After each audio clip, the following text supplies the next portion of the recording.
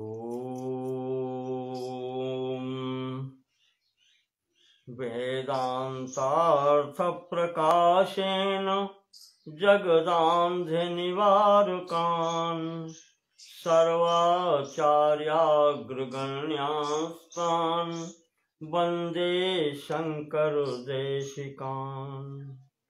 परवाक्यरसाभिज्ञान सज्जनान् ब्रह्मवित्तमान् निंदासूयादिरहितान् प्रणमामि महत्तमान्।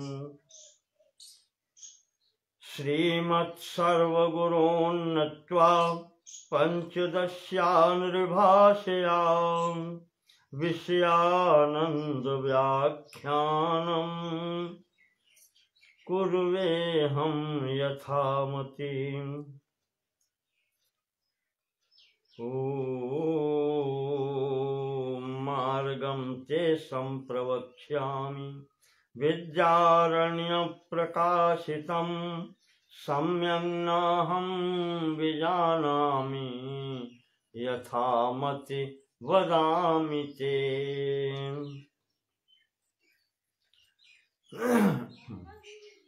ओम श्रीमद् विद्यारण्य स्वामी मुनिवर्य विरचित अद्वैत ज्ञान प्रतिपादक ग्रंथ पंचदशी के समापन खंड में अब हम प्रवेश कर रहे हैं। पंचदश प्रकरण जो ब्रह्मानंद के अंतर्गत ही स्वामी जी ने इस विषयानंद को स्थान दिया है। आपको याद होगा पीछे के प्रकरणों में मैं इसकी थोड़ी बात कर चुका हूं।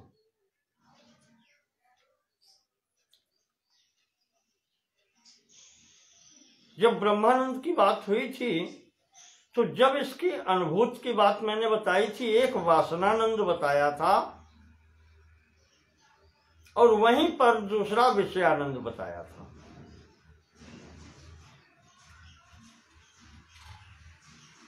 वासनानंद ब्रह्मानंद की वो अनुभूति है जो सुषुप्त अवस्था में जाने के पूर्व के क्षण में होती है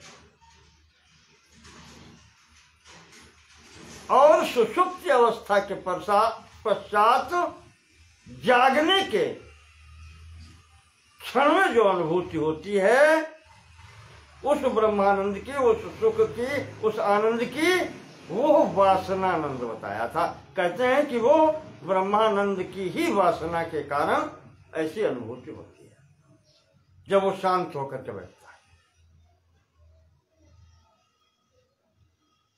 और वहीं बताया था इस विषयानंद के विषय में कि जब संपूर्ण कामनाओं की प्राप्ति करके, संपूर्ण विषयों को भोग करके इंद्रियां तृप्त होकर के मन शांत हो जाता है, उस समय जो अनुभूति होती है वो विषयानंद की है। यद्यपि उससे ये निम्न कोटि का है पर फिर भी अनुभूति तो उसी आनंद की है, भले ही किंचन मात्र हो। वैसे आनंद सागर से एक बूंद, सीकर बूंद के समान उसकी अनुभूति हो, पर है वही। स्वामी जी ने इसको यहां पर अथात्र विषयानंदो ब्रह्मानंदांश रूप भाक, इसको ब्रह्मानंदांश रूप बताया है। ये विषयानंद भी संपूर्ण विषयों से भोग के उपरांत भी जो शांति हो जाती है, जैसे पीछे सार्वभौम सम्राट को कही थी, उसकी कक्षा यद्यपि नीची है पर वो जो आनंद है की अनुभूति है वो है ब्रह्मानंद की है अनुभूति, सबसे निम्न श्रेणी की। तो इस विषयानंद को भी स्वामी विद्यानंद जी ने उस ब्रह्मानंद की प्राप्ति के लिए द्वार के समान बताया है। ब्रह्म अथात्र विषयानंदो, इसीलिए यहां पर विषयानंद का ब्रह्मानंदांश रूप भाग, जो ब्रह्मानंद का ही एक स्वरूप है, निरूप्यते द्वारभूतः तदनुसत्वम श्रुतिर्जगौ। कहते हैं स्वामी जी, इस विषयानंद को भी श्रुतियों ने ब्रह्मानंद की प्राप्ति के लिए द्वार के रूप में बतलाया है। यहां से प्रवेश करो।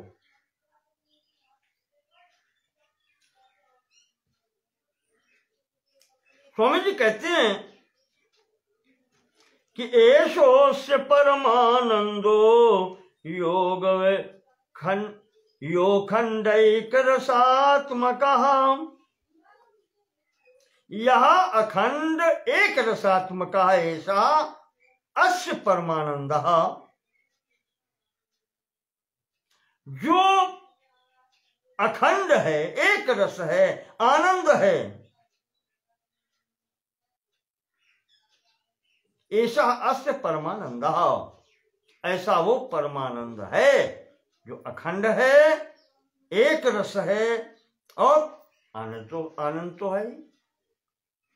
अन्यानि भूतानि एतस्य मात्राम एवोपभुंजते।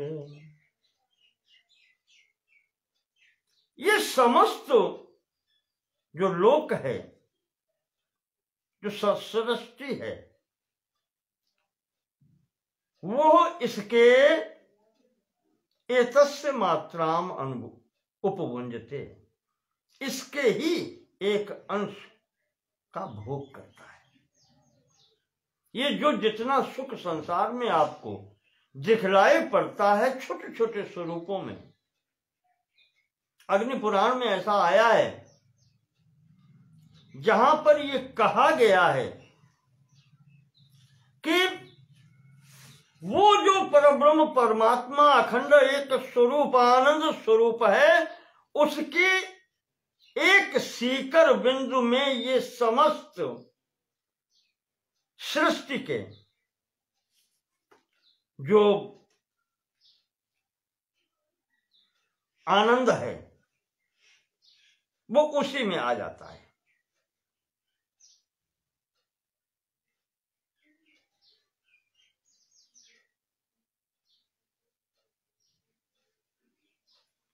वहां पर यही उन्होंने कहा है।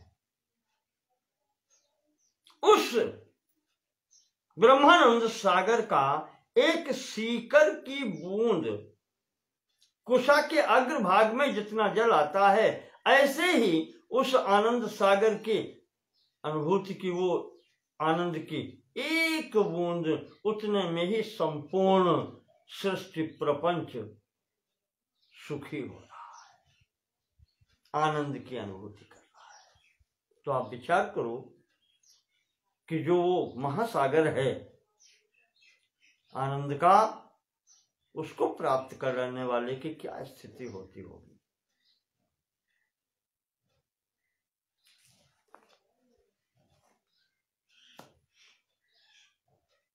शांता घोरास्तथा मूढ़ा मनसो वृत्तयस्त्रिधा। सांसारिक सुख के विषयानंद की बात कर रहे हैं, इसलिए स्वामी जी कहते हैं कि जो प्रकृति माया, माया के कार्य के कारण ये सब सृष्टि प्रपंच है, तो प्रकृति स्वयं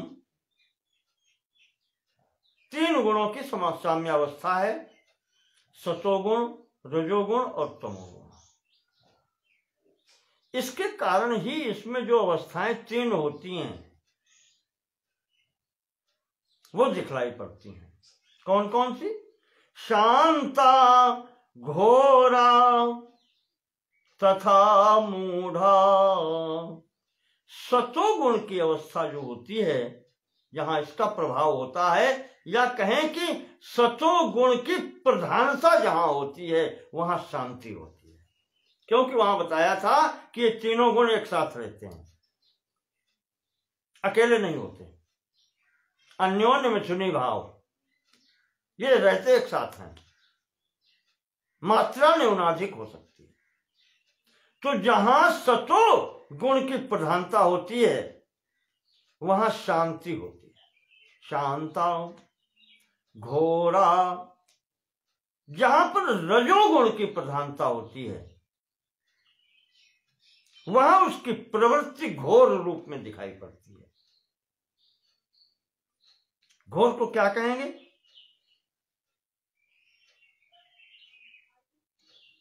ये चंचल होता है।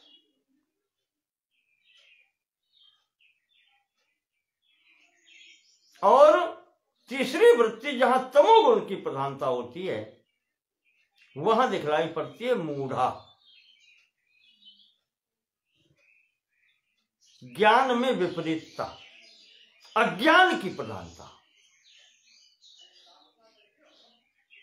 तो घोर स्थिति में आप कह सकते हैं कि ज्ञान अज्ञान मिश्रित रहता है। मूढ़ में तो अज्ञानी, ये तीन वृत्तियां दिखाई पड़ती हैं। मनसो वृत्तय स्त्रिधा, इस प्रकृति के कारण ही मन के अंदर भी ये तीन प्रकार की वृत्तियां होती हैं, शांत वृत्ति, घोर वृत्ति और मूढ़ वृत्ति। आपको बताइए, शांत तो शांत हो, मन जब शांत हो जाता है, और घोर स्थिति में मन चंचल, इधर या उधर, मैं इधर जाऊं या उधर जाऊं। और वो विपरीत स्थिति मूढ़ा, मोहित धिया, तीसरी स्थिति। कहते हैं इसका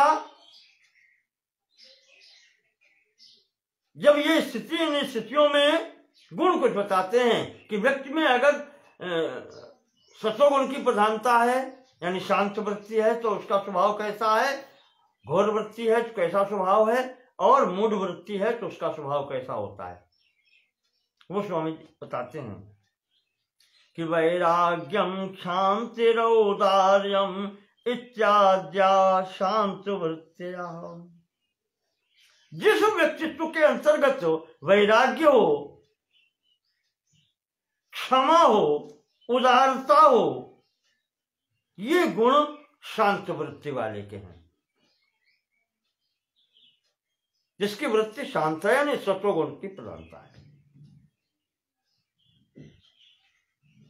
तृष्णा स्नेहो राग लोभौ इत्याद्या घोर वृत्तिया। अब जिसमें घोर वृत्ति है, रजोगुण की प्रधानता है, कहते हैं उसमें तृष्णा, क्या कहें, भोग प्राप्त करने की इच्छा। स्नेह हो, वो कहीं न कहीं बंधा होता है।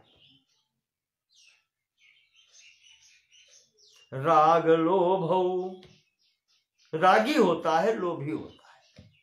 ये गुण घोर वृत्तियों वाले व्यक्ति के हैं, जिसका मन घोर वृत्ति यानी रजो प्रधान है।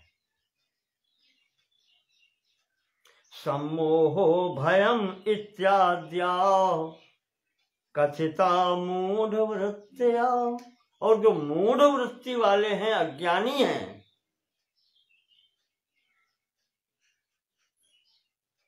उनकी स्थिति सम्मोहो, मोह नहीं, वो सम्मोह है उनको ऊपर, सम्यक प्रकारेण मोहित दिया, वो सम्मोही हैं, यानी कि वास्तविक ज्ञान से विपरीत दिशा में जा रहे हैं। और भयम, ऐसे लोगों को फिर भय भी बहुत है। ये गुण मूढ़ वृत्ति वाले के हैं। इनसे आप जान सकते हैं कि ये किस वृत्ति का है। तो वृत्तिषु एतासु सर्वासु ब्रह्मणश्चित् स्वभावतः प्रतिबिंबति शांतासु सुखम च प्रतिबिंबति। कहते हैं कि इनमें से कोई वृत्ति क्यों न हो, चाहे वो शांत वृत्ति वाला हो, चाहे वो घोर वृत्ति वाला हो, चाहे वो मूढ़ वृत्ति वाला हो, पर एक वस्तु जो चित्त स्वभावता, जो चित्त स्वरूप है, चैतन्य स्वरूप है, वो एक जैसा सब जगह होता है। प्रतिबिंबति, उसका प्रतिबिंब सब में, यानी चिदाभास सब में होता है।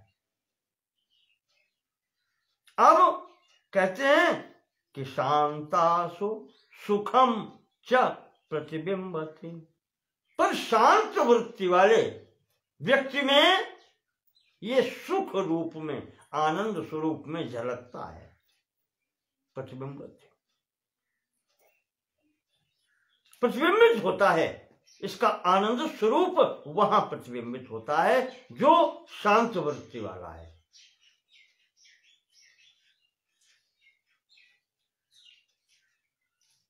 सात्विक वृत्ति वाला है, सतोगुण प्रधान जिसमें है,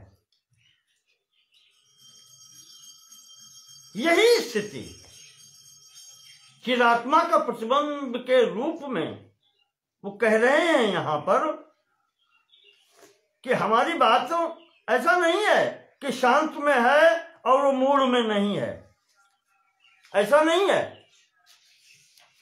श्रुति यही कहती है कि चाहे जिस किसी वृत्ति में हो, आत्म का प्रतिबिंब जो है वो सब में है। चित्त स्वरूपता प्रतिबिंबित सब में होती है। स्वामी जी इशारा करते हैं यहां पर, रूपम रूपम बभूवासौ प्रतिरूप इति श्रुति, उपमा सूर्य के इत्यादि सूत्रयामास सूत्र कृत।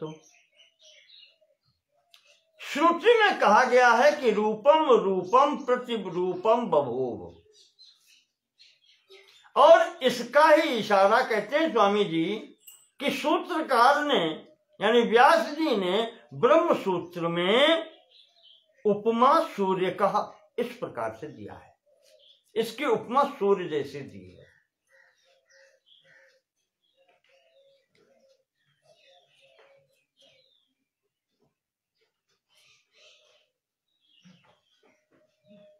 कठोपनिषद में आया है, उसके द्वितीय अध्याय की द्वितीय वल्ली में यह रूपम रूपम प्रतिरूपो बभूव की स्थिति आई बताई गई है। वहां आया है कि अग्निर्यथैको भुवनम प्रविष्टो रूपम रूपम प्रतिरूपम बभूव प्रतिरूपो बभूव एकस्तथा सर्वभूतांतरात्मा रूपम रूपम प्रतिरूपो बहिश्च। वहां अग्नि को कह दिया है, इसी प्रकार से वायु को भी कह दिया है। वायुर्यथैको भुवनम प्रविष्टो रूपम रूपम प्रतिरूपो बभूव। प्रत्येक शरीर में वो है, प्रत्येक रूप में वो है। एकस्तथा सर्वभूतांतरात्मा, बिल्कुल ठीक उसी प्रकार से जो अंतरात्मा है, रूपम रूपम प्रतिरूपम बहिश्चु, प्रत्येक रूप में प्रत्येक प्राणी में वही है।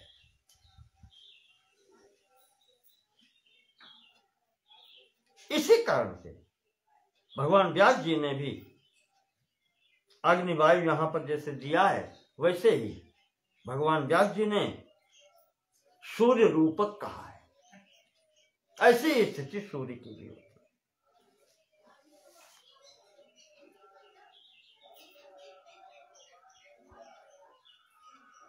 क्योंकि वहीं कठोपनिषद में ही 11वें में आ गया कि सूर्यो यथा सर्वलोकस्य चक्षु न लिप्यते चाक्षुषैर्बाह्य दोषैः सूर्य को भी ले लिया यहाँ पर।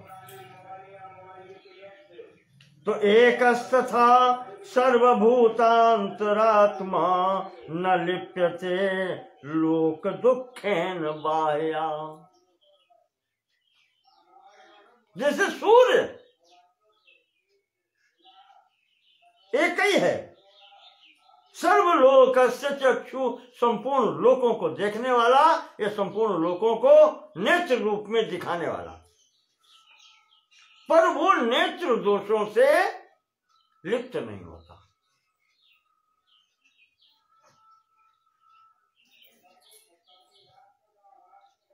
दोष नेत्र में होते हैं, सूर्य में नहीं। उससे इसको न लिप्यते, वो लिप्त नहीं होता सांसारिक स्थितियों से। ऐसे ही अंतरात्मा जो है, एकस्तथा सर्वभूतांतरात्मा, संपूर्ण प्राणियों के अंतर्गत जो व्याप्त वो आत्मा है, परात्मा, वो न लिप्यते लोक दुखेन बाह्या, वो समस्त संसारिक दुखों से लिप्त नहीं होता, क्योंकि वो तो आनंद स्वरूप है, उसमें दुख के लिए स्थान ही नहीं है। सत चित और आनंद स्वरूप है। तो जहां अन्य के लिए स्थान ही नहीं है, आनंद ही आनंद है, वहां किस प्रकार का है?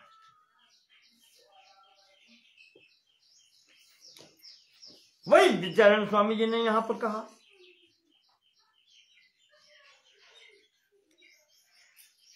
उपमा जो दी है व्यास जी ने, चोपमा सूर्य का दिवत, सूर्य के प्रकाश से।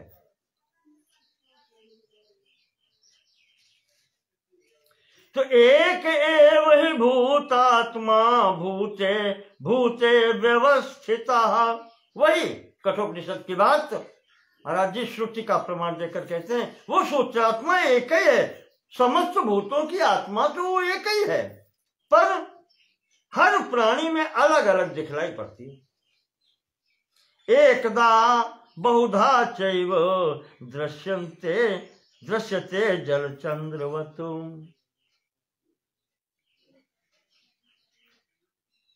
जैसे एक चंद्रमा है, वो अनेक जलपात्रों में अलग अलग प्रतिबिंबित हो रहा है, वो बहुधा दिखलाई पड़ता है। हर पात्र में प्रतिबिंबित होने के कारण वो कई रूपों में दिखाई पड़ता है।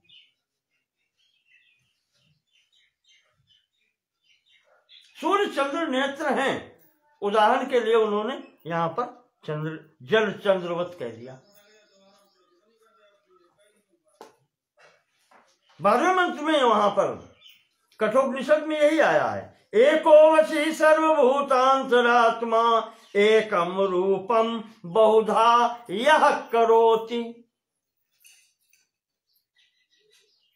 यह बहुधा करोति कैसे करता है? वो इस प्रकार से करता है, पात्र अलग अलग हैं, वो अलग अलग प्रतिबिंबित मालूम पड़ता है। तमात्मस्थम ये नुपश्यन्ति धीरा, वहां यमराज जी नचिकेता को बता रहे हैं कि नचिकेता जो इस प्रकार से संपूर्ण पात्रों में स्थित उस परमात्मा को देख लेता है, जान लेता है, तमात्मस्थम ये अनुपश्यन्ति धीरा, जो धीर पुरुष ऐसा देख लेता है, ये जान लेता है, अनुपश्यन्ति, फिर वो सदैव वही देखता रहता है, पश्यन्ति अनुपश्यन्ति, निरंतरता उसकी रहती है। तेषाम सुखम शाश्वतम, उनके अंतर्गत वो शाश्वत सुख की अनुभूति होती है, वो ब्रह्मानंद की अनुभूति होती है। नेतरेशम, अन्य को प्राप्ति नहीं होती। ये यमराज जी का उपदेश नचिकेता के लिए है, उसी का स्वामी जी ने यहाँ पर उदाहरण दिया है कि दिखलाई कैसे पड़ता है। एकधा बहुधा चैव दृश्यते जल चंद्रवत्, जैसे एक चंद्रमा का विभिन्न पात्रों में जल रखा है, उसमें हर पात्र के जल के अनुसार उसमें प्रतिबिंब उस चंद्रमा का दिखाई पड़ता है। इस प्रकार से एको हम बहुश्याम की स्थिति होती है। जले प्रविष्टश्चंद्रोऽयम् स्पष्टः कलुषे जले। अब वो प्रतिबिंब की क्या स्थिति होती है? जले प्रविष्टः चंद्रो अयम् अस्पष्टः कलुषे जले। अगर जल कलुषित है, वहीं से मिलाएं इसको, मूढ़ भावापन्न तमोगुण प्रधाना बुद्धि जिसके पास है, वहां जो प्रतिबिंबित हो रही है ब्रह्म क्या प्रतिबिंब, वो अस्पष्ट, वो स्पष्ट नहीं है, धुंधला है, बहुत धुंधला। प्रतिबिंब है पर धुंधला है। मूल वृत्ति वाले व्यक्ति में चिदात्मा का जो प्रतिबिंब है वो धुंधला है। और विस्पष्टो निर्मले तद्वद, विशिष्ट रूप से स्पष्ट है। निर्मले, निर्मल जल में जो प्रतिबिंब हो रहा है वो बिल्कुल स्पष्ट हो रहा है। तद्वद द्वेधा ब्रह्मा विवृत्तिषु, निर्मल जल में उसका प्रतिबिंब स्पष्ट दिखता है, जबकि कलुषित जल में वो बहुत धुंधला दिखता है। इस प्रकार से वो एक ही ब्रह्म जो है वो यहां पर दो रूप से भासने लगता है। मन की स्थिति के अनुसार घोर मूढ़ासु मालिन्यात्, वही घोर स्थिति में भी है, क्योंकि मलिनता तो है। शांत निर्मल जल में जैसा भासता है वैसा घोर वृत्ति वाले में मलिनता तो बढ़ गई, तो अस्पष्टता भी इसमें बढ़ गई। और मूल वृत्ति वाले में तो बिल्कुल ही अस्पष्ट हो गया, ऐसा लगता है कि है ही नहीं, पर है, वहां भी अस्पष्ट है। तो मलिनता दोनों में है, घोर वृत्ति वाले में थोड़ी है और मूढ़ वृत्ति वाले में अधिक है। तो घोर मूढ़ासु मालिन्यात्, घोर और मूढ़ वृत्तियों वाले में मलिनता के कारण सुखांशश्च तिरोहति, ये जो सुखांश है जिसको आनंद स्वरूपता कहते हैं, ये दिखलाई नहीं पड़ती, इसीलिए वो दुखी होता रहता है। सुखांशश्च तिरोहितः, वहां सुखांश तिरोहित जैसा रहता है या लुप्त जैसा रहता है। ईशन्नैर्मलस्तत्र चिदंश प्रतिबिंबनम, क्योंकि इसमें ईशत नैर्मल्य, निर्मलता बहुत कम होती है। ईशत मनार, स्वल्प, बहुत थोड़ी निर्मलता होने के कारण, अर्थात जो सत्व भाव है या जो सत्व गुण जो है इसमें बहुत थोड़ी मात्रा में रहते हैं। इस कारण से यहां मलिनता अधिक होती है। घोर में जितनी है और मूढ़ वृत्ति वाले में तो बहुत ही अधिक है। इसलिए यहां पर केवल वो चैतन्य मात्र प्रतिबिंबित होता है कि हाँ ये जीवित हैं। चित्त सत्ता, चैतन्य सत्ता तो प्रतिबिंबित होती है, वो आनंद स्वरूपता जो है वो यहां पर स्पष्ट नहीं हो पाती, मल के कारण, मलिनता के कारण। यद्वापि निर्मले नीरे वहने रौष्ण्यस्य संक्रमः न प्रकाशस्य तद्वत् स्यात् चिन्मात्रोद्भूति रेव च।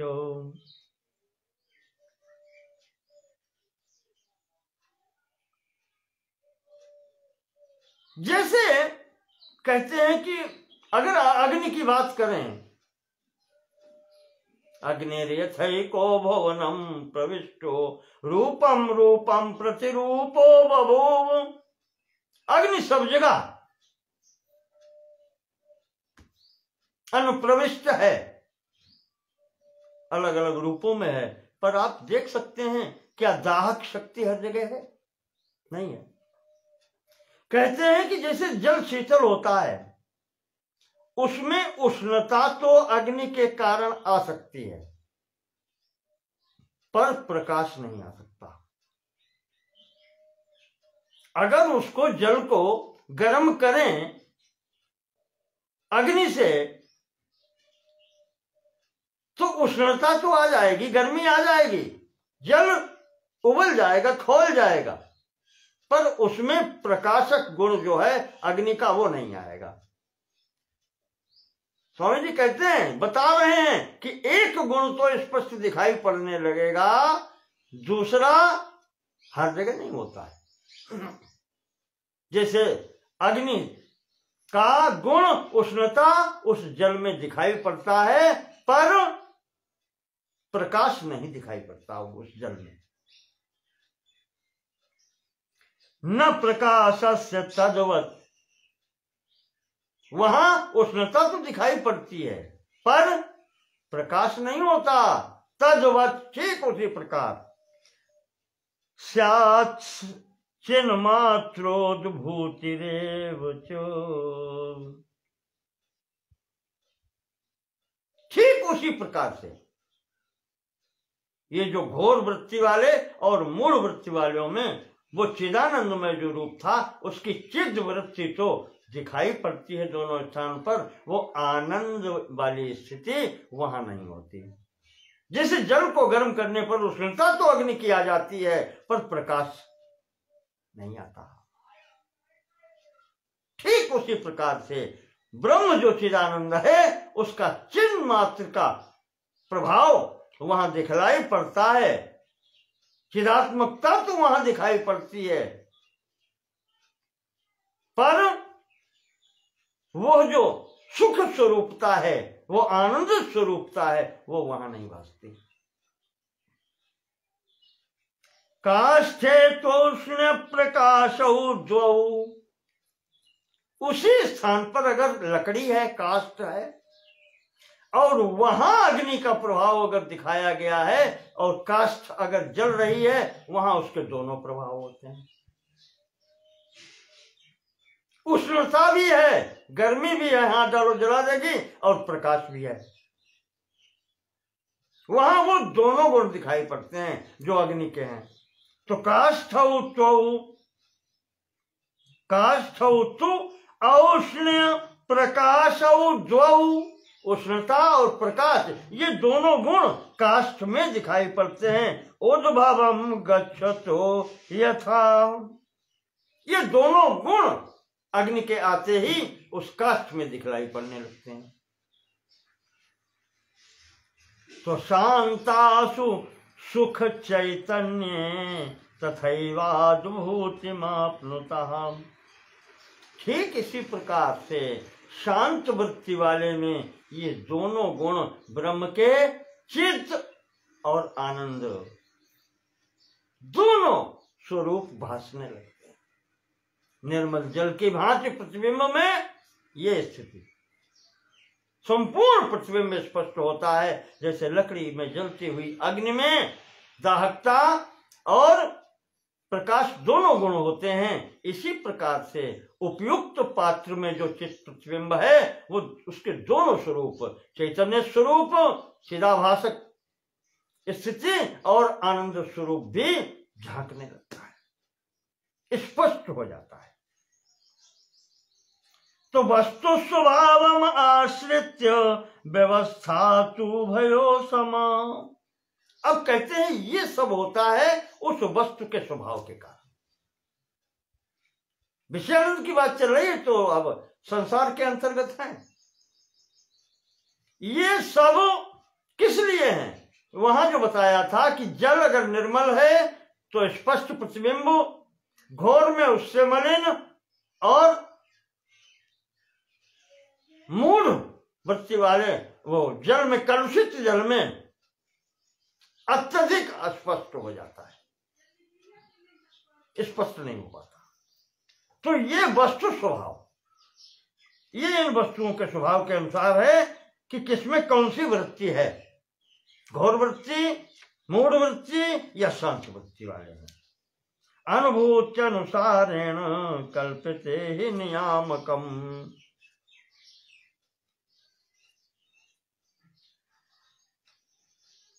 ये जो उदाहरण दिए हैं, एक अग्नि का, एक काष्ठ का,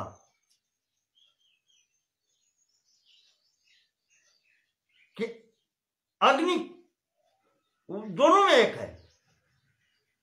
जल को गर्म करने पर उष्णता आती है, प्रकाश नहीं आता, पर काष्ठ में दोनों गुण आ जाते हैं, दाहकता, उष्णता और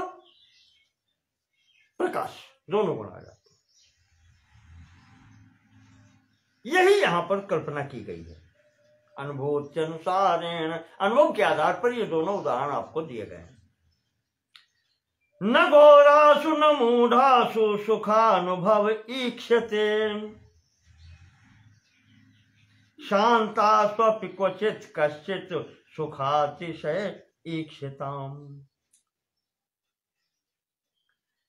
कहते हैं कि इसी कारण से, वस्तु स्वभाव के कारण ही, जहां मन की घोर वृत्ति है या मूढ़ वृत्ति है, वहां तो इस आनंद का दर्शन मात्र भी नहीं होता, इसका जो आनंद स्वरूपता है, जो सुख स्वरूपता है, इसका दर्शन भी नहीं होता, घोर वृत्ति वाले में और मूढ़ वृत्ति वाले में। रजोभावापन्न और तमोभावापन्न जो व्यक्तियों की बुद्धि है, मन है, वहां पर सुख रूपता लक्षित नहीं होती। शांतासु अपि क्वचित कश्चित, और शांत वृत्ति वाले लोगों में भी कहीं कहीं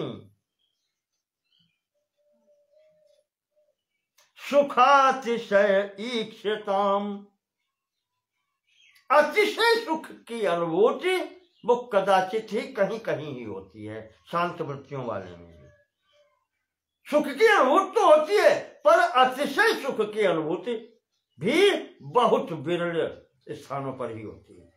अतिशय सुख की अनुभूति हर स्थान पर शांत स्वभाव में भी नहीं होती। ग्रह क्षेत्रादि विषय, सांसारिक लोगों की स्थिति, विषयानंद प्रकरण चल रहा है, ध्यान रखिएगा, अंतिम प्रकरण पंचदशी का विषयानंद। महात्मा जी ने स्वीकृति दी है कि अनुभूति उसकी यहां के आनंदों में भी है, और इसको ही लेकर के अगर खोजते हुए आप चल देंगे तो ये द्वार स्वरूप है। जैसे किसी भवन में जाना हो तो दरवाजे से होकर के जाना पड़ता है, तो परमानंद की प्राप्ति रूपी जो भवन है उसमें अगर प्रवेश करना है तो ये विषयानंद रूपी उसका द्वार है। यहां से उसकी अनुभूति करके आप अंदर को चलो। तो ग्रह क्षेत्रादि विषय यदा कामो भवेत् तदा राजसस्यास्य कामस्य घोरत्वात् तत्र नो सुखम। कहते हैं जरा सी मलिनता आती है जब व्यक्ति के अंदर गृहासक्ति होती है,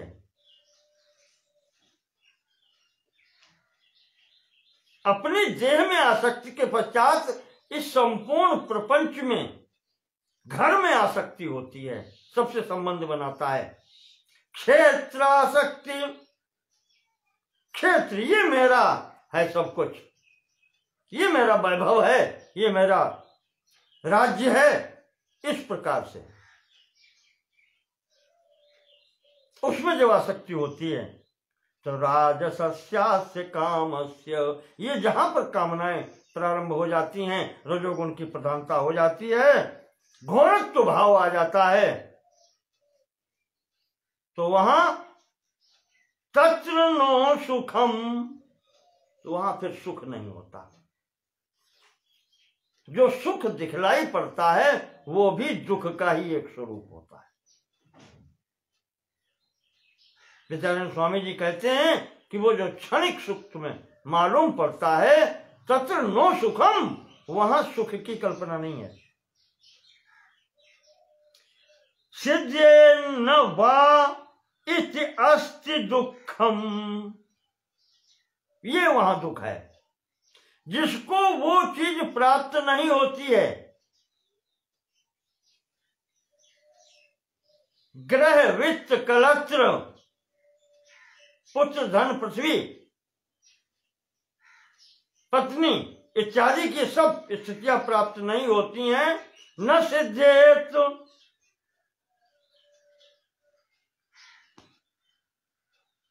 सिद्धे न वेत्स्यस्ति, वेत्यस्ति सिद्धेत न वा इति अस्ति, जिसे इन चीजों की सिद्धि नहीं होती है, दुखम, उसे दुख होता है। प्रयत्न करने पर, प्राप्त करने की स्थिति में भी उसे दुख होता है, सिद्ध करने में उसे दुख होता है। और असिद्ध तद विवर्धते, और फिर सिद्ध न हो पाए, प्रयत्न में भी कष्ट है और निष्फल, प्रयत्न निष्फल हो जाने पर वो कष्ट बढ़ जाता है, दुख की मात्रा और बढ़ जाती है। प्रतिबंधे भवेत क्रोधो, और अगर उसमें बाधा लग जाए, वो कोई प्रयोजन सिद्ध करना चाहता है, न सिद्ध हो तो दुख बढ़ जाता है। और अगर उसकी सिद्धि में कोई बाधा डाले तो उसे क्रोध होता है। मैंने कहा था क्रोध आदि की स्थितियां ये रजोगुणी प्रभाव है। ये क्रोध होता है उसको। भवेत क्रोधो अद्वेषो वा प्रतिकूलता, और प्रतिकूलता उसमें साधन में प्रतिकूलता होने पर उसे द्वेष हो जाता है। अनुकूलता अगर हो गई तो राग और लोभ होगा, प्रतिकूलता अगर हो गई तो द्वेष होगा।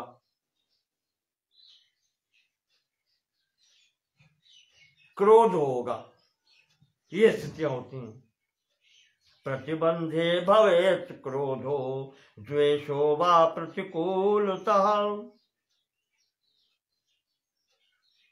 प्रतिकूलता के कारण, कार्य सिद्ध न होने का कारण जो अधिक दुख होता है, उसके कारण उसे फिर द्वेष हो जाता है। अशक्यश्चेत् प्रतीकारो विषादः स्यात् सतामसः, ये स्थितियां यहां पर बता दी घोर वृत्ति वाले को, जिसमें रजोगुण की प्रधानता है, कि वो क्षेत्र आदि ग्रह आदि में आसक्त होता है और उसमें वो सिद्धि प्राप्त करने के लिए प्रयत्न करता है। प्रयत्न करने में कष्ट होता है। अगर कोई प्रतिबंध डाले, उसमें रुकावट पड़े, तो उससे क्रोध होता है, और फल अगर प्रतिकूल हो जाए तो द्वेष होता है। ये स्थिति उस घोर वृत्ति वाले की है। अब इसमें देखें आप सुख कहां, और इससे आगे और बढ़ते हैं कि अशक्यश्चेत् प्रतीकारो, अगर वो किसी कार्य का विरोध करना चाहता है, प्रतिकार करना चाहता है, और उसमें सफल नहीं होता, उसकी क्षमता नहीं है। अशक्यश्चेत् प्रतीकारो, वो कष्ट दूर करने के लिए प्रयास करता है और समर्थ नहीं है, तो विषादः स्यात् सतामसा, तो उसे विषाद होता है। यही तमोगुणी प्रभाव है। ये मूढ़ वृत्ति वाले का है। क्रोधादिषु महद दुखम सुख शंका दूरतः।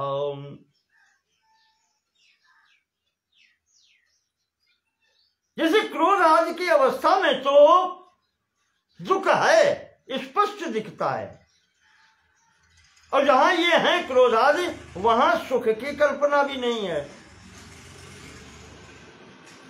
तो अब ऐसी स्थिति में मूढ़ वृत्ति में तो विषादास्यात्, आलसी हो जाता है, पड़ा रहता है, विषाद होता है, गमगीन जिसको कहते हैं आज की भाषा। काम किया सफल नहीं हुआ, क्या करना, आप आलसी हो जाता है, तामसी हो जाता है। तो ये इनकी दोनों की स्थिति बताई। इनमें जो सुख की कल्पना कहां, न घोर वृत्ति वाले में और न मूढ़ वृत्ति वाले में।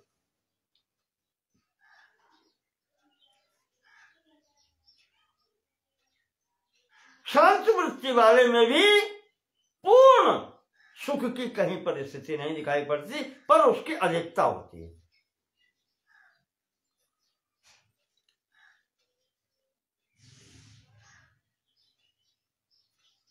आगे बढ़ते हैं। काम में लाभ है हर्ष वृत्ति शांता तत्र महत् सुखम। किसी को कामना के अनुरूप उसको प्राप्ति हो गई, जो वो चाहता था वो उसकी प्राप्ति हो गई, तो उससे जो तृप्ति क्षणिक विषय चाहिए, जो अनुभूति होती है और उसमें शांति आ जाती है। प्रयत्न किया था, सफलता प्राप्त हुई, उस समय जो वो तृप्ति होती है, शांता तत्र महत् सुखम, वो बहुत बड़ा सुख है। शांत चित्त वाले की स्थिति में वो सुख महान ही मान लीजिए, जिसके लिए प्रयत्न कर रहा था उसे फल सिद्धि हो गई। तो भोगे महत्तरम, 3 शब्द प्रयोग कर रहे हैं यहां पर। महत् सुखम, महत्तरम सुखम और महत्तमम सुखम। महत्व, महत्तर और महत्तम, 3 शब्द हैं यहां पर। जो वस्तु मैंने चाही, तो शांत वृत्ति का जो पुरुष है उसे प्राप्त हो गई, तो उसमें उसको बड़ा सुख मिलता है। महत् सुखम, बड़ा सुख प्राप्त करता है।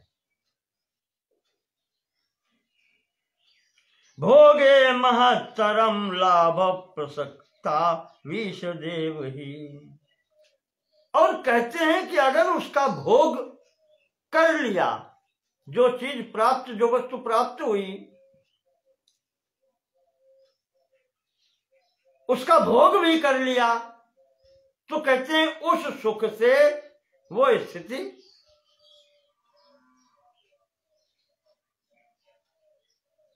और महत्तर हो गई, महत् से महत्तर।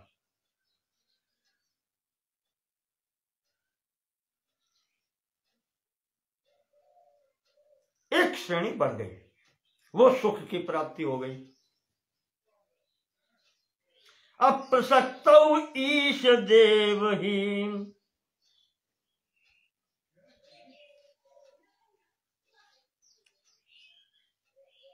और जो उसमें आसक्त है बिल्कुल कि नहीं ये होना ही चाहिए,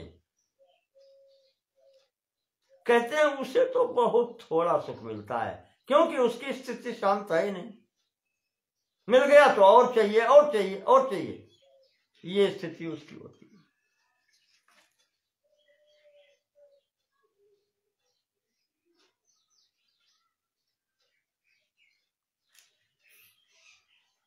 तो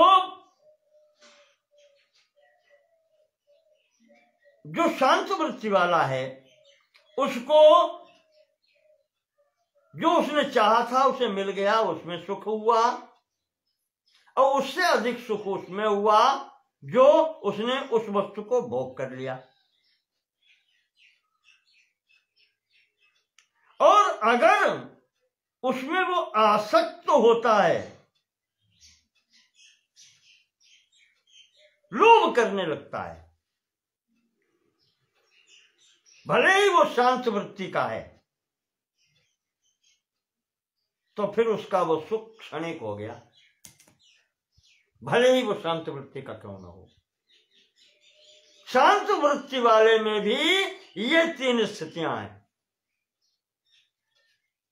प्राप्त होने पर सुख, उससे अधिक भोग कर लेने पर, और सबसे उससे कम, यानी स्थिति अगर आसक्त हो गया, नहीं तो अब तो ये चाहिए ही चाहिए, तो अब वो स्थिति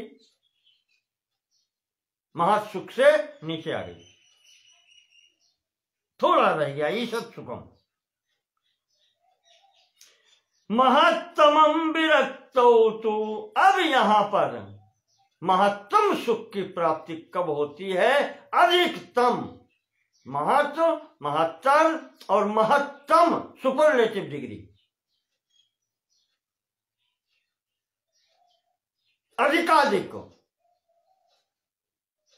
सुख की कब प्राप्ति होती है? जब वो विरक्त होता है कि नहीं चाहिए,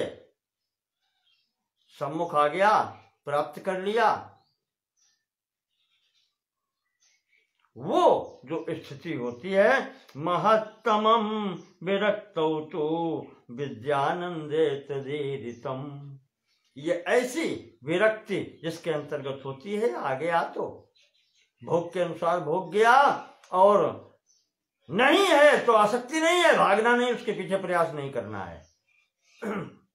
कहते हैं ये स्थिति उसी को होती है जो ब्रह्मवेत्ता है, विद्यानंद प्राप्ति जिसे हो चुकी है, जिसे ज्ञान सत्वबोध हो चुका है, ऐसे विरक्त पुरुष को महत्तम सुख की अनुभूति जो होती है वो अन्य किसी को नहीं होती। एवं क्षान्तौ तथौदार्ये क्रोध लोभ निवारणात्, उसको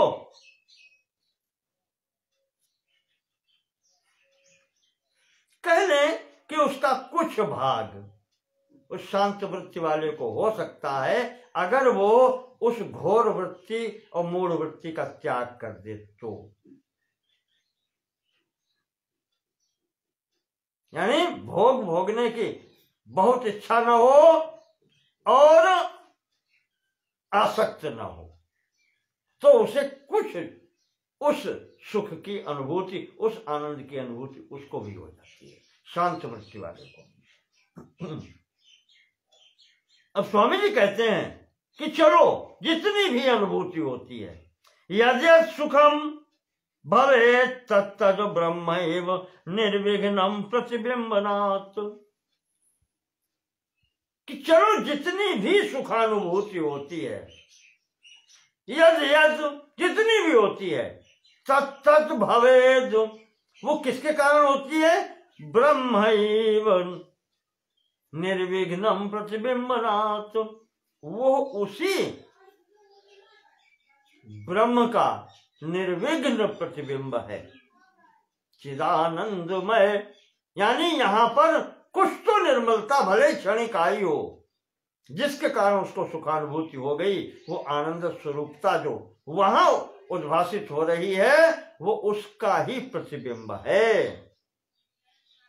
जैसे अग्नि की दाहकता और प्रकाशिकता काष्ठ में उद्भूत हो गई थी, जल में नहीं हुई थी पर काष्ठ में हो गई थी, उसी प्रकार इस शांत वृत्ति वाले में जैसी भी जो भी सुखानुभूति होती है वो है तो उसी का प्रतिबिंब।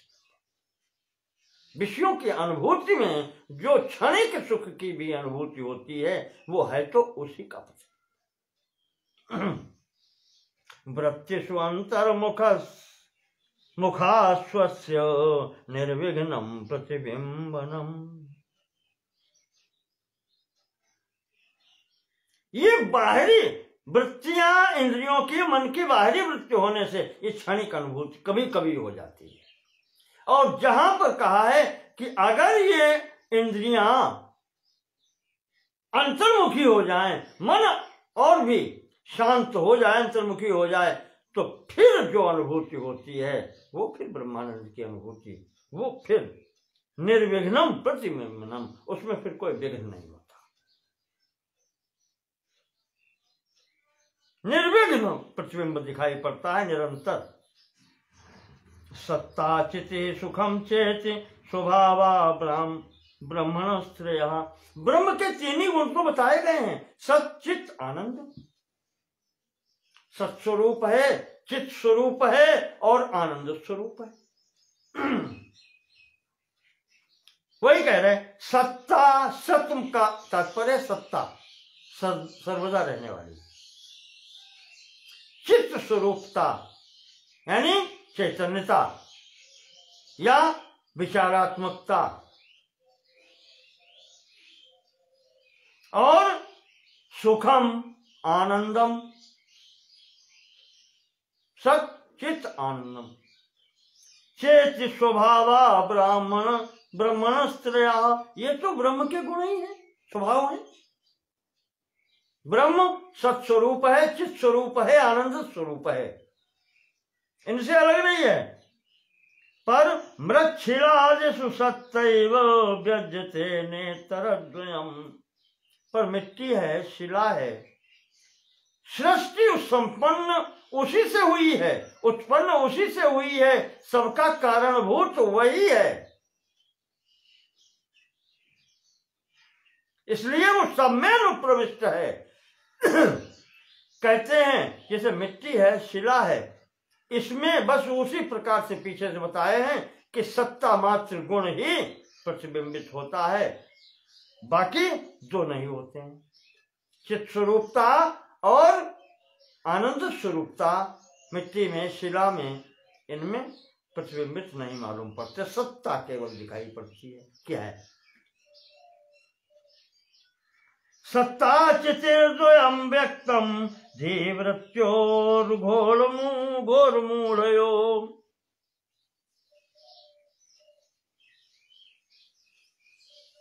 उसी प्रकार से जैसे वहां पर शिला में, मिट्टी में एक ही स्वरूप की प्रतिबिंब में एक ही गुण झलकता है, सत्ता मात्र। चित स्वरूपता और आनंद स्वरूपता वहां नहीं प्रतिबिंब दिखाई पड़ती, क्योंकि ज्यादा कलुषित है, अधिक कलुषित है। वस्तु के स्वभाव के कारण ये सब है, पीछे बता दिया, वही चल रहा प्रसंग। और वही जो घोर वृत्ति वाले या मूढ़ वृत्ति वाले व्यक्ति हैं, उनमें जब प्रतिबिंबित वही सत्ता होती है, सच्चिदानंद घन, सच्चित आनंद स्वरूप सत्ता। तो दो चीजें व्यक्त होती हैं, तीसरी व्यक्त नहीं होती। सत्ता व्यक्त होती है और चिदात्मकता व्यक्त होती है, चैतन्यता व्यक्त होती है और सत्ता व्यक्त होती है। आनंद स्वरूपता वहां पर व्यक्त नहीं होती, क्योंकि मलिनता है अभी भी घोर वृत्ति में और मूढ़ वृत्ति में।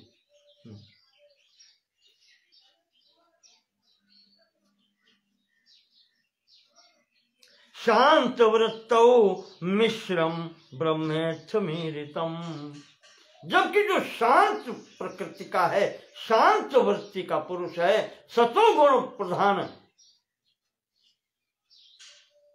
जिसकी बुद्धि है, उसमें ये तीनों गुण प्रतिबिंबित होते हैं। मिश्रम, तीनों गुण मिश्रित होकर एक साथ प्रतिबिंबित होते हैं। सत्व स्वरूप, चित स्वरूप और आनंद स्वरूप तीनों प्रतिबिंबित होते हैं। तो अमिश्रम ज्ञान योगाभ्याम तौ च पूर्वमुदीरितौ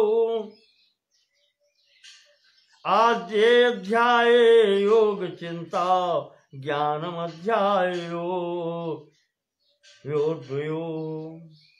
इसी प्रकार से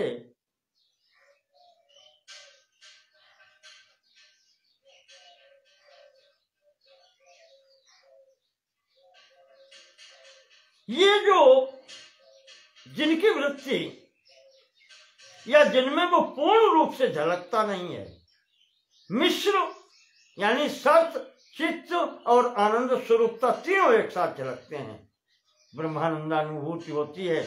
और जिनमें ये तीनों एक साथ नहीं झलकते हैं उनके लिए मार्ग बताया गया है, एक तो योग मार्ग और दूसरा ज्ञान मार्ग।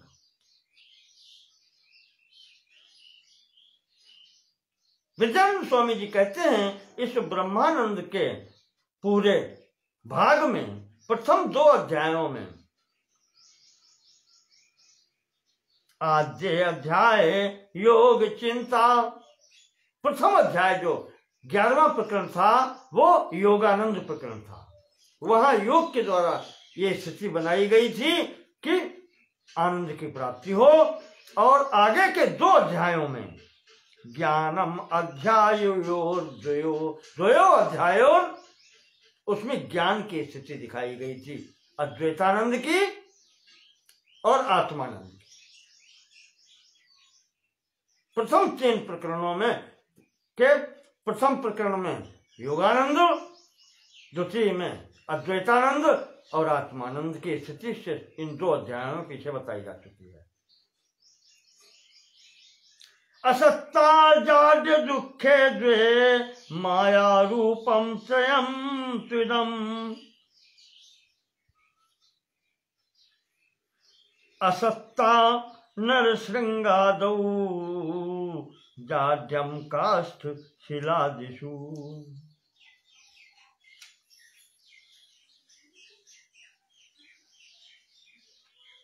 अब ये दुख होता क्यों है?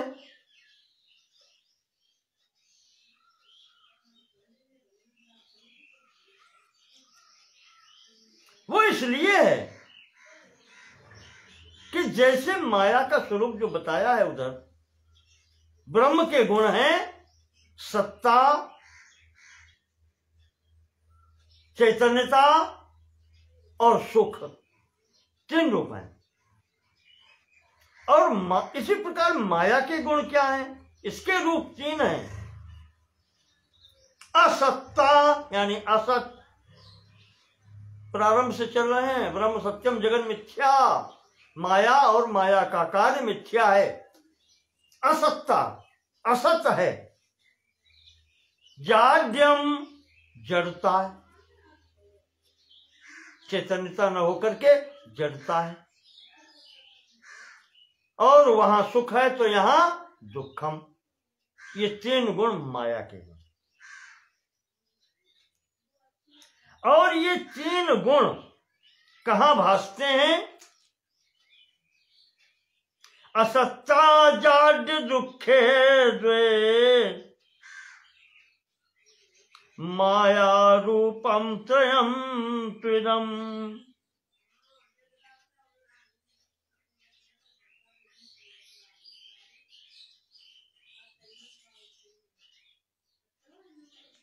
असत्ता और जाड्य दुखे द्वे, असत्ता 1 और जाड्य जड़ता और दुख ये 2, ये 3 रूप हैं जो वो माया के हैं, ये कहा इन्होंने।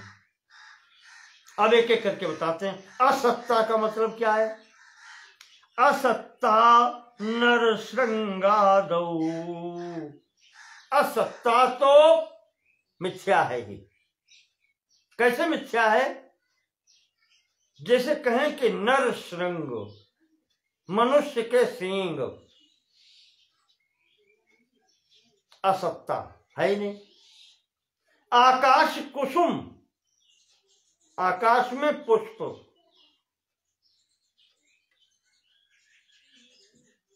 ये असत्ता है, इसमें सत्ता है ही नहीं, इनका अस्तित्व ही नहीं है। और जड़ता ये कहां दिखलाई पड़ती? इसकी अधिकता कहां है?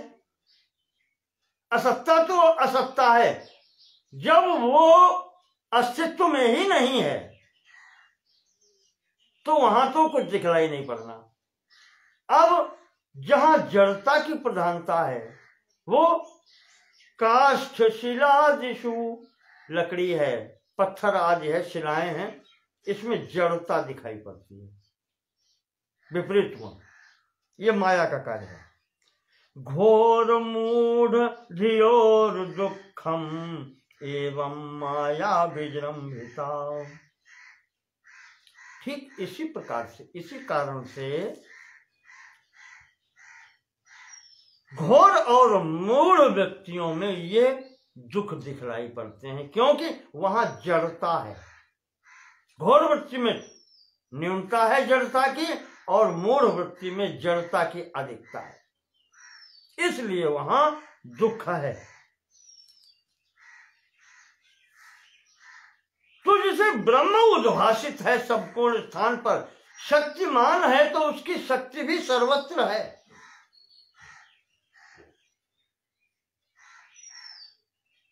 जहां शक्तिमान वहीं तो शक्ति है। तो कहते हैं कि सर्वत्र माया भी है।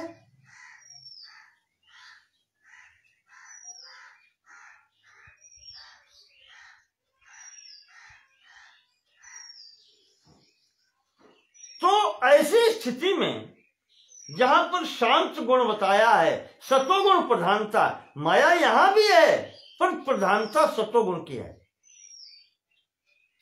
और इस सतोगुण की प्रधानता के कारण यहां जो सुख प्रतीति होती है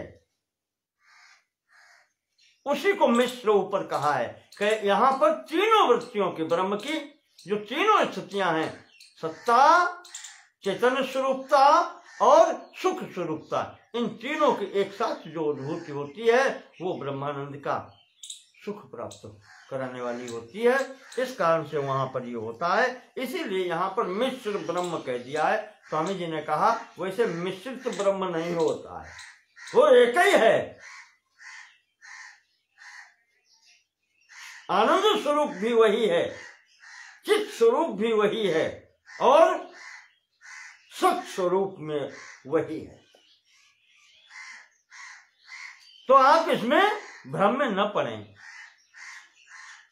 कि वो मिश्रित ब्रह्म है, ये अमिश्रित है, नहीं, ऐसा नहीं है। एवं मिश्रित त्रयो ब्रह्म ध्यातुमिच्छेत् पुमानसौ।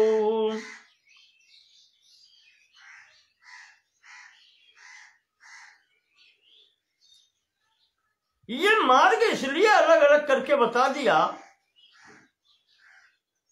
कि जब आप चलते हैं मार्ग में किसी स्थान के लिए, तो मार्ग हैं, पहले कुछ वस्तुएं ऐसी आती हैं जो उपेक्षित, इनकी आवश्यकता नहीं, पहले छोड़ के चलो, फिर आगे बढ़ते हैं, फिर मार्ग भी इधर उधर हो सकते हैं, और तो उन मार्गों को भी छोड़ना पड़ता है। तो स्वामी जी कहते हैं इन तीनों स्थितियां इसलिए बताई हैं, असत्ता, माया की स्थिति तीन प्रकार से, असत्य, असत्ता जिनकी सत्ता है ही नहीं, आकाश कुसुम, बंध्या पुत्र या नर श्रृंगवत, मनुष्य के सिंह, सत्ता ही नहीं है। कहते हैं ऐसी कोई स्थितियां हैं तो मार्ग में जब चलना प्रारंभ करते हो तो इनका पहले से छोड़ के चलो कि ये है ही नहीं, फिर आगे जब बढ़ते हो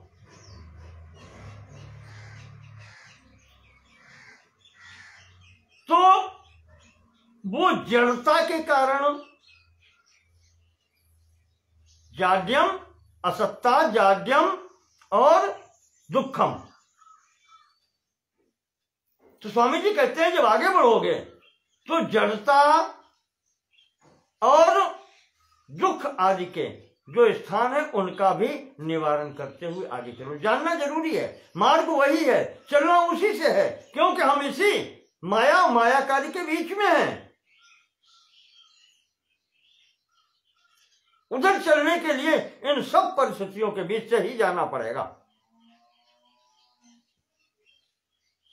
कठिनाइयों से पार जाने के लिए कठिनाइयों के मध्य से होकर ही चलना होता है।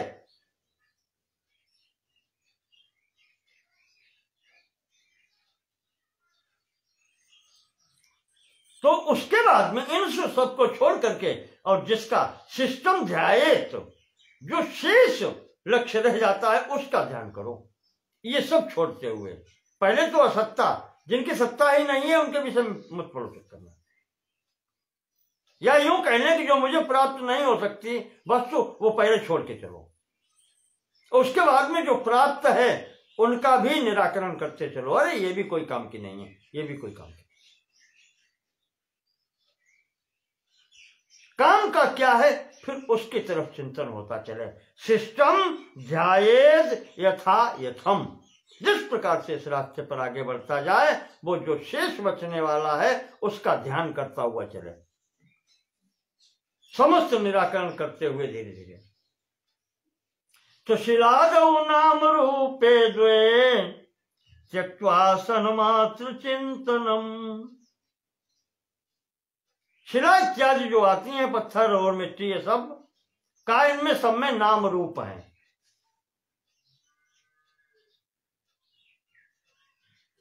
इनको छोड़ करके जो सत्ता मात्र है उसका चिंतन करो। त्यक्त्वा दुखम घोर मूढ़ धियो, वही बात जो अभी कही थी। घोर वृत्ति के कारण, मूढ़ वृत्ति के कारण जो राग द्वेषादि हो जाते हैं या विषाद हो जाता है, उनको किनारे करके चलो, ये मेरे प्रयोजन इनसे नहीं है। फिर जो शेष बचता है उसकी ओर चलो। शांतासु त्यक्त्वा दुखम घोर मूढ़ धियो सच्चिद विचिंतनम, वो सत्ता मात्र और चित्त मात्र जो है उसका चिंतन करते हुए चलो।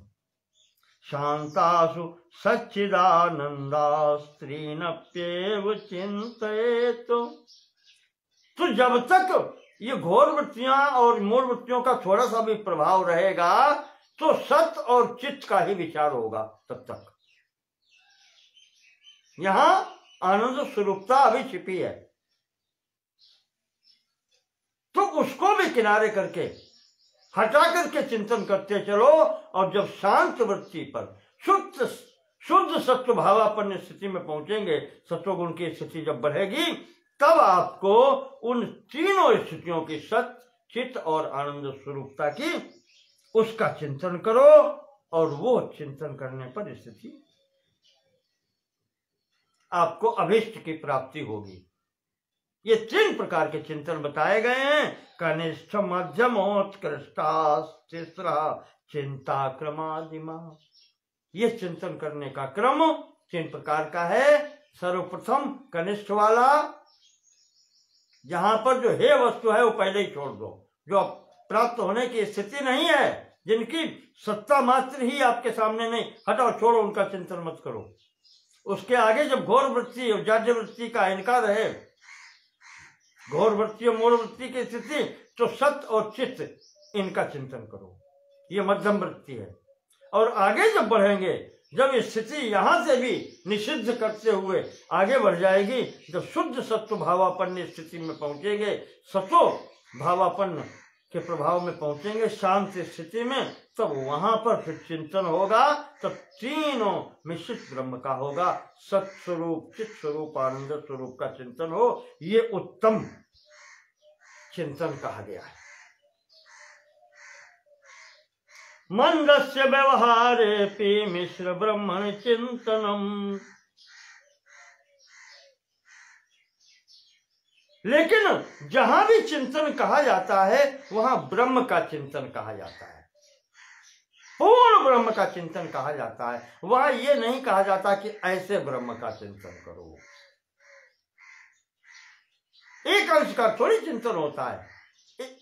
आनंद स्वरूप का चिंतन नहीं केवल कहा जाता है, न चित्त स्वरूप का कहा जाता है, न सत स्वरूप का कहा जाता है।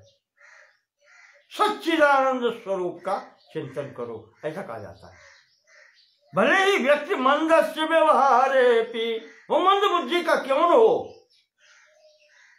मंदता का व्यवहार करने वाला क्यों न हो, उसको भी उत्कृष्टम वक्तुम एव अत्र,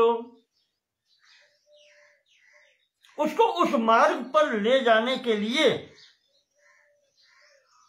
मंदबुद्धि वाले को ये सीढ़ी बताई जाती है। उसको बताने का ये प्रथम सोपान है कि विषय आनंद क्या होता है। ऐसे विषयों से आनंद जो क्षणिक प्राप्त होता है, ये हजारों गुना, लाखों गुना, करोड़ों गुना और अनंत गुना प्राप्त होगा अगर इस मार्ग पर चलेंगे। इसीलिए इस विषयानंद रूप सुख को उस ब्रह्म चिंतन के लिए मार्ग बताया है। ब्रह्मानंद की प्राप्ति के लिए यह मार्ग बताया गया है, इसका दरवाजा बताया गया है। विषयानंद से प्रारंभ होता है। औदासीन्ये तु जीववृत्ते शैथल्यादुत्तमोत्तमम् चिंतनम वासनानंदे ज्ञानमुक्तम चतुर्विधम।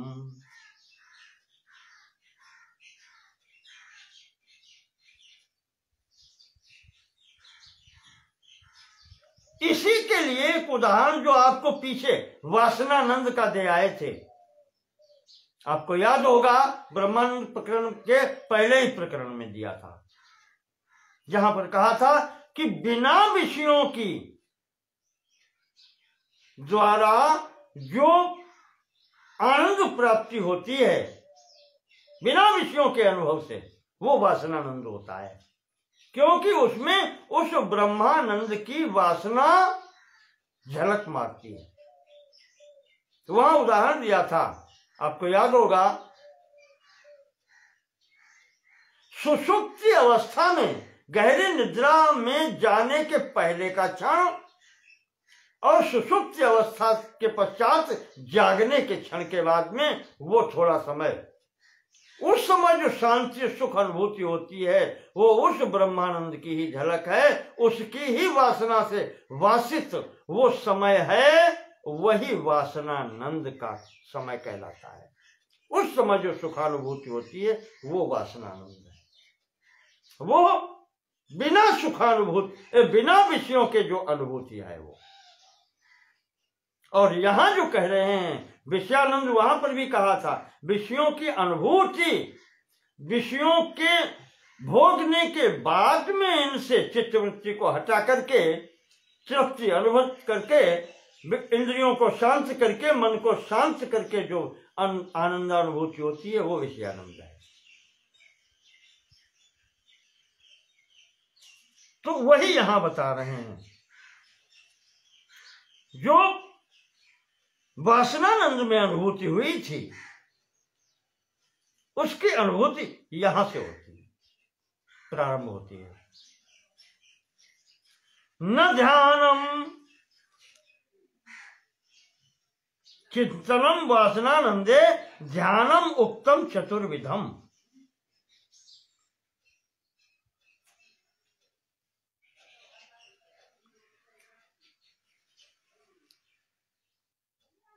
तीन प्रकार का ध्यान यहां बता दिया गया, कनिष्ठ, मध्यम और उत्तम। और वो जो वासनानंद में स्थिति बताई थी, बिना विषयों के जो अनुभूति होती है वासनानंद में, वो कहते हैं वो चौथी स्थिति है, इन सब से आगे है, जो उस ध्यान में वहां पर आनंद की अनुभूति होती है। तो न ध्यानम ज्ञान योग्याभ्याम ब्रह्म विद्यैव सा खलु ध्यानेनैकाग्र्यमापन्ने चित्ते विद्या स्थिरी भवेतु। यही ज्ञान मार्ग से प्राप्त आनंद होता है, यही ध्यान मार्ग यानी चिंतन मार्ग से प्राप्त होने वाला आनंद भी वही है। क्योंकि वहां स्थिति एकाग्र चित्त हो जाने पर जो प्राप्त होती है, कहते हैं कि वो सुख स्वरूपता, वो आनंद स्वरूपता तो एक ही है। ये चार भेद और ये जितने भी भेद बतला दिए गए हैं, इनका एक एक आपको सांत्वना देने के लिए कहें या आगे बढ़ाने के लिए कहें, इसलिए इनका नाम भेद किया गया है। विद्या या सच्चिदानंदा, जो ज्ञान मार्ग है उसमें सत्य चित्त और आनंद की स्थिति जो है अखंड एक रसात्मताम प्राप्य भांति न भेदेन। विचार मार्ग से जो सच्चिदानंद की अनुभूति होती है वो अखंड एक रस होती है, निरंतर रहने वाली और एक जैसी रहने वाली होती है। उसमें कोई भी परिवर्तन नहीं होता। न भेदेन भेद को उपाधि वर्जनात्। ये जितनी उपाधियां बताई गई हैं, ज्ञानानंद, विद्यानंद, आत्मानंद, वासनानंद, विषयानंद, ये उपाधियां हैं। आनंद तो वही है, न्यूनाधिकता हो सकती है पर आनंद तो वही है। ये उपाधियां अगर छोड़ दें तो वही है सच्चिदानंद स्वरूप की स्थिति का। ये ध्यान भी अगर करते हैं तो ये उस ब्रह्मानंद का ही ध्यान है। शांता घोरा शिलाद्यास भेद को पाधयो मता।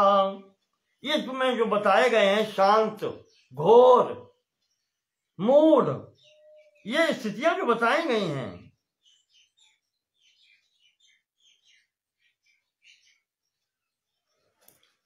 यह शिला, मिट्टी आदि, काष्ठ, ये सब उपाधियां ही तो हैं। ये माया और माया के कार्य आपको बताया था पहले, उपाधियां हैं। माया जो है ही नहीं, असत्य है, और उपाधियां असत्य ही होती हैं, होता कुछ नहीं। वो दिमाग खराब करने वाली, विचार को मलिन करने वाली होती है। तो योगाद विवेक तो वैशाम उपाधि नाम पाकृति। अब वो उपाधियां चाहे जैसे फेंको, हटाओ उनको, निराकरण करो उनका, चाहे योग मार्ग से करो और चाहे विचार मार्ग से करो। सांख्य योग पृथक वाला प्रवदंति न पंडिता। चाहे सांख्य मार्ग से, विचार मार्ग से उनका निराकरण करो और चाहे योग मार्ग से करो, स्थिति एक ही है।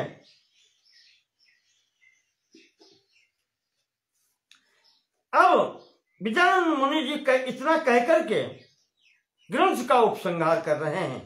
प्रकरण का भी उपसंहार ब्रह्मानंद का हो रहा है और ग्रंथ का भी उपसंहार हो रहा है।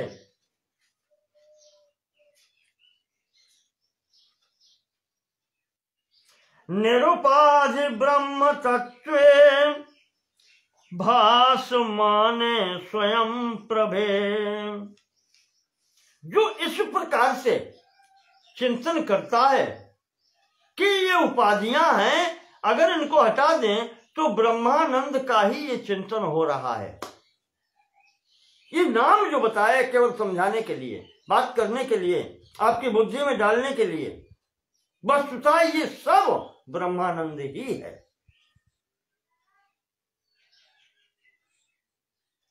तो जब इनका निराकरण आप कर देंगे तो निरुपाधि ब्रह्म तत्वे, तो उपाधि रहित तो उस ब्रह्म तत्व की प्राप्ति हो जाएगी।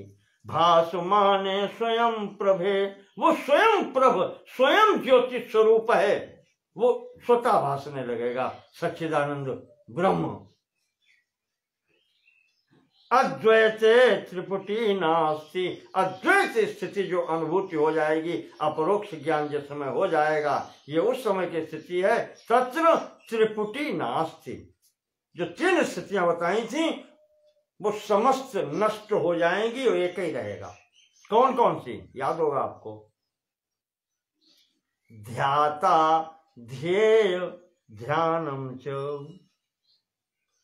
ये बताई थी। उसमें तीन स्थितियां होती हैं। ध्याता, ध्यान करने वाला, ध्येय जिसका ध्यान किया जा रहा है, और ये प्रक्रिया ध्यान। ये त्रिपुटी जहां पर एक हो जाती है, यानी सबका ये उपाधियां हैं तीन, इनका भी समापन हो जाता है, एकत्व बचता है। कौन? अहम ब्रह्म सोहमस्मि इति वृत्ति अखंडा। हो गई सह अहम, तो सह और अहम एक ही है। सोहमस्मि वही मैं हूं।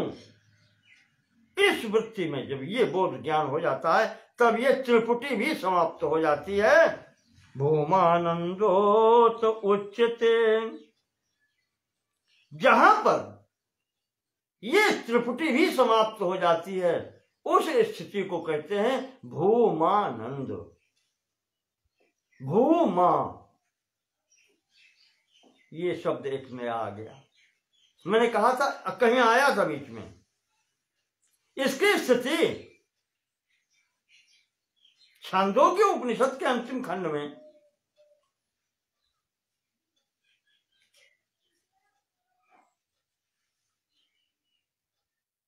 फिर दिमाग से उतर रहा है, या बृहदारण्य के इन्हीं दो पुस्तकों में अंतिम प्रकरण में नारद जी ने शरद कुमार से पूछा है, वहां पर यह शब्द आया है भूमा।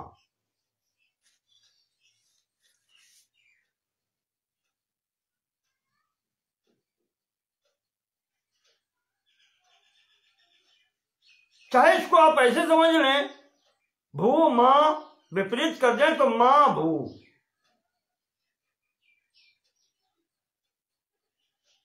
उसको प्राप्त होने के बाद में फिर लौटना नहीं होता, दोबारा आना नहीं होता। मां भू,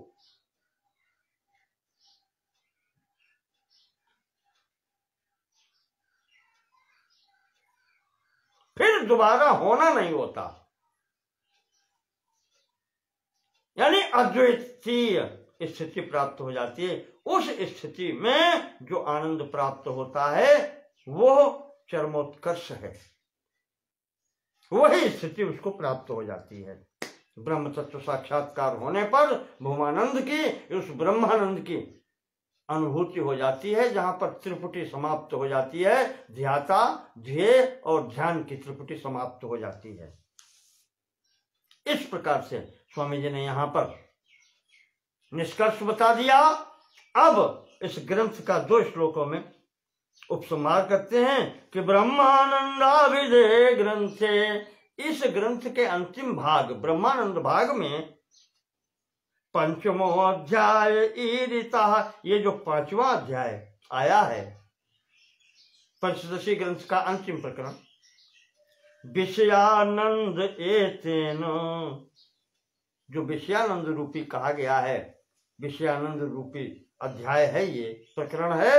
एतेन, इसके द्वारा, द्वारेण अंतः प्रविश्यताम, इस दरवाजे के द्वारा ब्रह्मानंद रूपी भवन में तुम प्रवेश करो। ये वहां प्रवेश करने का प्रथम द्वार है, इसी दरवाजे से प्रवेश करो, ये तुम्हारे लिए स्थिति है। और फिर अंत में कहते हैं स्वामी जी कि प्रियाद हरिर हरो नैनो, जो इस मार्ग से चले, मेरी प्रार्थना है भगवान हरि, भगवान हर उससे प्रसन्न हो। ब्रह्मानंदेन सर्वदा पायाच प्राणिनः सर्वान् स्वाश्रितान् शुद्ध मानसान। वो भगवान हरि और भगवान हर, भगवान विष्णु, भगवान शंकर, इस मार्ग पर चलने वाले जो विशुद्ध शुद्ध मनोवृत्ति वाले प्राणी हैं, उन पर प्रसन्न हो, उनकी रक्षा करें और उनको ये ब्रह्मानंद प्रदान करें। ब्रह्मानंदेन अर्थात जो ब्रह्म तत्व ज्ञानी हो गए हैं, उनकी सब ओर से रक्षा हो, भगवान हरिहर उनकी रक्षा करें और उन पर प्रसन्न हों। यह विद्यानंद स्वामी जी का आशीर्वाद है कि जो इस मार्ग पर चलेगा उसका सर्व प्रकार से कल्याण होगा। इस प्रकार से स्वामी विद्यारण्य जी ने इस ग्रंथ की पूर्णता की है। आज आप सब लोगों के साथ में मैं भी इस शिक्षा को प्राप्त करके, पढ़ करके, अध्ययन करके आपके समक्ष कुछ कह करके इसके विषय में अपने को भी मैं धन्य मानता हूं, कृतकृत्य मानता हूं। आप सब लोगों की कृपा का प्रसाद है, आप सबका आशीर्वाद है, जिस कारण से इस मार्ग पर चलने के लिए, इस पर चिंतन करने के लिए भगवान ने प्रेरणा दी। उस परमात्मा के लिए तो क्या कहें। और फिर अंत में वही कहेंगे कि जब वो मैं ही हूं तो फिर कहने का शेष क्या रह जाता है। और हम उस स्थिति पर पहुंचे हैं जहां पर सब कुछ जब मैं ही हूं, क्या मोह, क्या शोक, क्या मांगना, क्या देना। जब दूसरा कोई नहीं है तो किससे मांगना। इन्हीं शब्दों के साथ इसमें ग्रंथ के वाचन में जो त्रुटियां हों उसको आप सब लोग क्षमा करेंगे।